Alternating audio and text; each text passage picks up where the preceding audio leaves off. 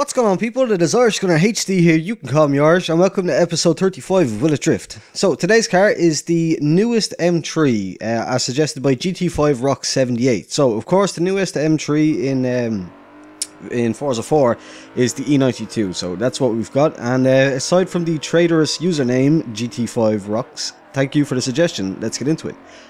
So, as standard, it comes with 414 horsepower, 295 foot-pounds of torque, and it weighs 3,649 pounds. And it's a decent car as standard, compared to most Will It Drift stock cars at least. It's reasonably quick off the line if you're able to control the wheel spin, good enough that is.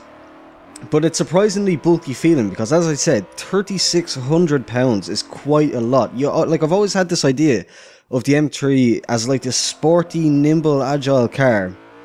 But it's like, it weighs a whole lot, so, so as I said, surprisingly bulky feeling, with the soft suspension that it has as standard, it's got a fair amount of body roll, so, it has enough power to drift, as you can see in the video. It's got enough, but like not enough to drift well. It will just bog down and straighten up over the long corners, but on short corners it'll power through usually. But you're not able to pour on too much angle because it will just kind of cut the speed too much and you'll straighten up for the reasons that I mentioned there. But overall, once I got used to it, it wasn't too bad, but it definitely needs some upgrades. And they are all drivetrain and platform and handling to race springs and weight, and sport camshafts for the medium build. So now we have 451 horsepower, 303 foot-pounds of torque, and it weighs 2,921 pounds. And again, it's reasonable off the line as long as you get the throttle control just right.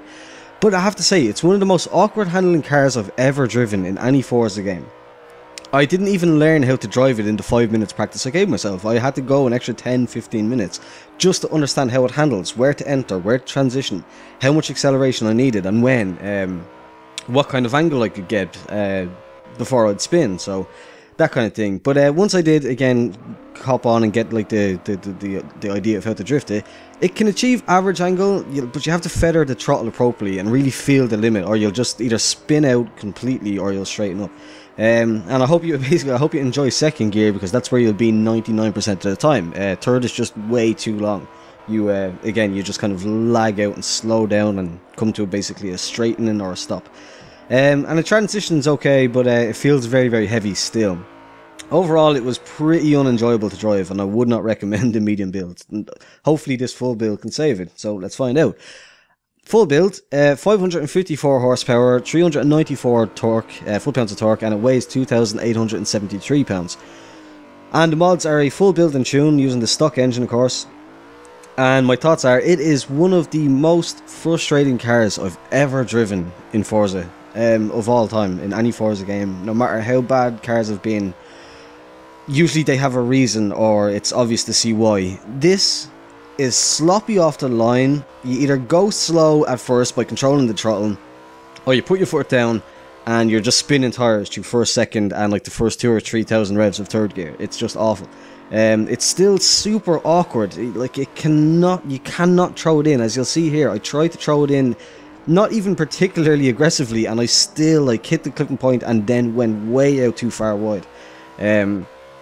So yeah, you can't throw it in with any real aggression or it'll just spin out. It has the power still, again, it still seems to have the power, and even with the tune, but it doesn't have the ability to be fast, because as you can see right here, as I'm coming around this corner, I have to completely come off power and just gently feather the throttle to just get it around, because of how awkward it is to drive. But yeah, it doesn't really get much angle because it's twitchy, but at the same time it's heavy, it feels heavy. It's a really weird, I have such a hard time explaining it. But overall, my experience with it was just a really, really bad time. Constantly spinning, the awkward, twitchy, heavy, weird feel to it. The fact that the transition's like complete ass, which I think is probably down to the weight. But the question, will it drift? Yes. And I'm sure that you probably weren't expecting. This episode wasn't going down the yes road with my not so glowing review there. But I'm sure somebody out there has made a beast E92, and I'm sure their car is awesome. But based on my build and my experience trying to drive it in the game and my tune and stuff like that, I really can't recommend it, especially to novice drivers. Novice drivers will just get too frustrated. They won't understand why this thing isn't working for them.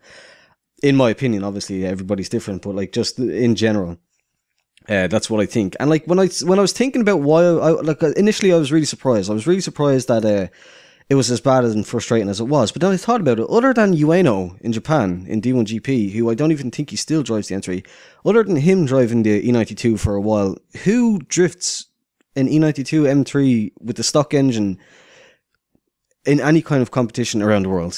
Maybe there's some obscure one, maybe there's some guys in D1NZ or something like that I don't know about, or is it D1NZ? Whatever, New Zealand or Australia or whoever, or somewhere in Europe maybe there's probably like an E92, but you don't see them. And I can definitely see why now. So that's about it. If you enjoyed it, please do leave a thumbs up, subscribe if you're new here, thanks for watching, and goodbye.